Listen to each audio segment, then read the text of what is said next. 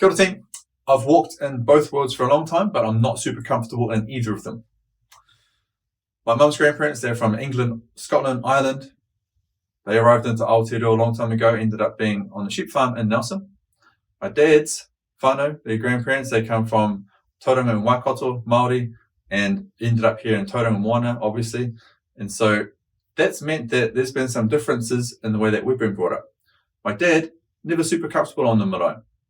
Lots of hui that needed to happen on the marae that he attended still, even though he wasn't super comfortable and not fluent in te reo. Later on in life, he started to learn a little bit.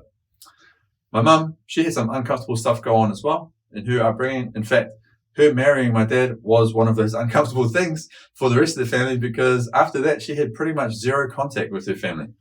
And she actually tells me later in life that she feels more comfortable up here in Tauranga, being in the garden and outside, and actually being in the space that they are now. So for me, what does that mean? Well, it's meant that we weren't brought up on the marae. We ended up learning te reo at school.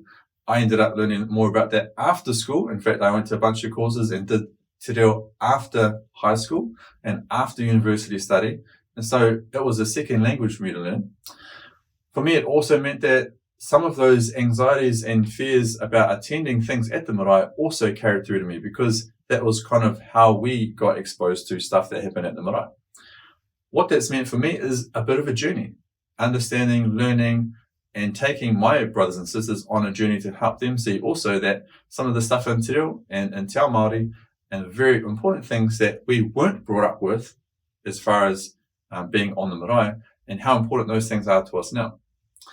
Life is uncomfortable. There's stuff that's going to just keep happening that feels not great.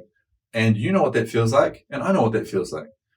What we do at Kānuku Wellbeing Leadership is try and create an environment to allow us to feel uncomfortable, but to reduce the amount of uncomfortableness that we have to be exposed to in order for us to have the space to grow and to flourish. One of the things that we'd like to share next time is some of the principles that we use to create the right environment to allow that to happen. But the focus for today is to remember this. We're all on a journey.